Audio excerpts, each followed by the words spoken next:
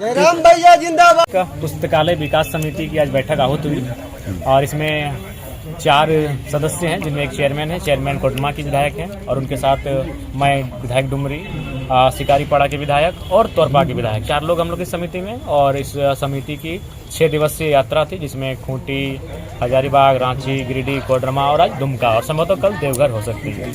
तो हम लोग इस पुस्तकालय समिति की बैठक में पुस्तकालय संबंधित विषयों के साथ साथ जो जिला स्तरीय सरकार की योजनाएं हैं, विभाग हैं, उनकी समीक्षा की है। कहाँ क्या कार्य हो रहे हैं उनका हम लोगों ने जानकारी प्राप्त किया और कुछ समस्याएं हैं जो रुकी हैं, योजनाएं बाधित हो रही हैं, उनको हम लोगों ने विधानसभा की प्रोसीडिंग में लेने का काम किया है, ताकि विधानसभा के माध्यम से वो योजनाएं त्वरित रूप से संचालित हो सके। सर, वर्तमान में जो झारखंड सरकार चल रही है उसके कामकाज पर क्या कहेंगे आप? निसंदेह पिछले सरकारों की तुलना में कामकाज में तो कहीं ना कहीं वो गति नहीं है जिस गति के साथ सरकार को चुनने का काम किया था। आज तमाम जिलों में जब मैंने भ्रमण किया तो सभी विभागों का स्पष्ट कहना है कि हमारी कोई गलतियां नहीं है, गलतियां हैं कि हमें फंडिंग उचित नहीं मिल पा रहा है। फंडिंग नहीं हो पाने के कारण बहुत सारी योजनाएं लंबित हैं और कई महीने से लंबित पड़ी हैं। ये बताइए कि जिस तरह से मनरेगा का नाम बदलने को लेकर कांग्रेस लगातार आंदोलन कर रही है, क्या मानती, इसमें आपका क्या स्टैंड है?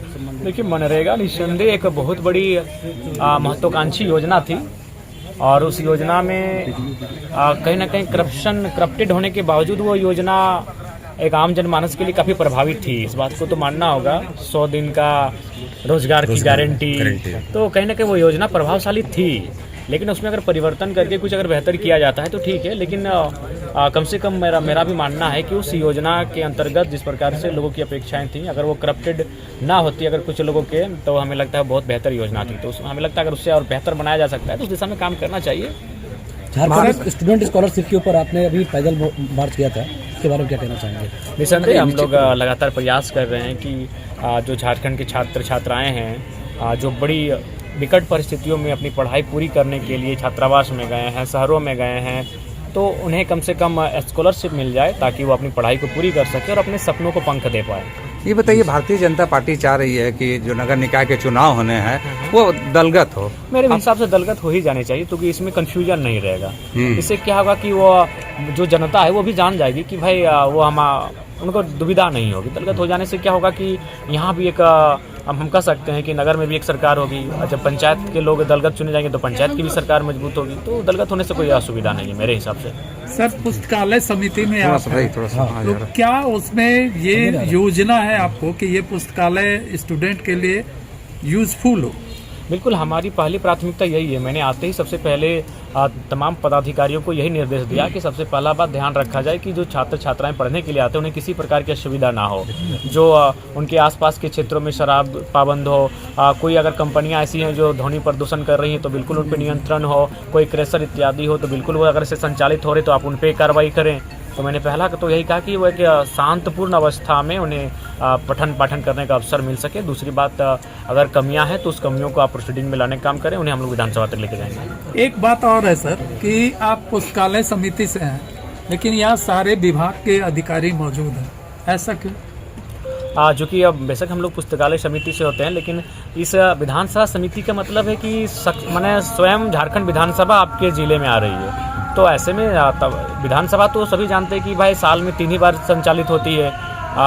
बजट सत्र, मानसून सत्र, शीतकालीन सत्र, उसके बाद मान के चलिए कुल मिलाकर 20 और 5 मतलब 1 महीने का विधानसभा होता है।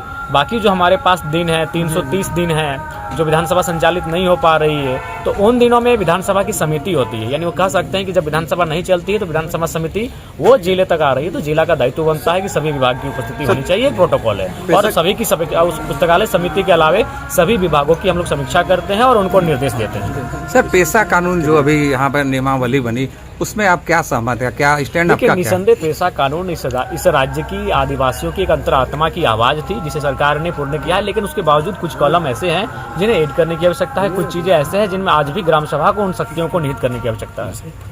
मतलब आप पूरी तरह से संतुष्ट नहीं? पूरी तरह संतुष्ट नहीं है। ये एक स्वागत योग्य कदम है कि चलिए पेशा को अब धरातल पर लेकर आए, लेकिन अभी भी कुछ क्लाउज, कुछ सब सेक्शन, कुछ सेक्शन में परिवर्तन करने की आवश्यकता है। कांग्रेस के नेता विरोध कर रहे हैं, चंपई सोरेन विरोध कर रहे हैं, बहुत सारे लोग इससे आदिवासी की अस्मिता को असर पड़ेगा। नहीं, निसंदेह अगर आप रूढ़िवादिता को अगर समाप्त करते हैं, आज भी अगर अफसरों के हाथों में कुछ शक्तियों को निहित करते हैं, तो फिर ग्राम सभा के होने का कोई आशय नहीं रह जाता है। धन्यवाद सर। Thank you. धन्यवाद।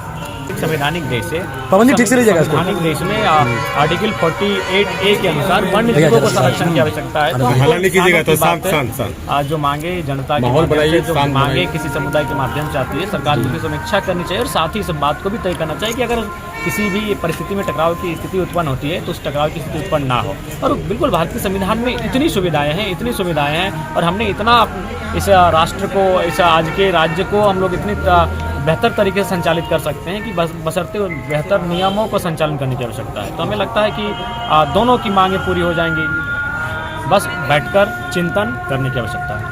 1932 खातियान के बारे में क्या कहेंगे सर, उसकी जो आपने रैली निकाली थी उसको हम लोग आज भी देखिए, विधानसभा जब बात आती है, मैं उन मुद्दों को लेकर लगातार सदन के अंदर भी उस बात को उठाता हूँ। मैं 2-3 मरतबा विधानसभा के भीतर भी इस बात को उठा चुका हूँ।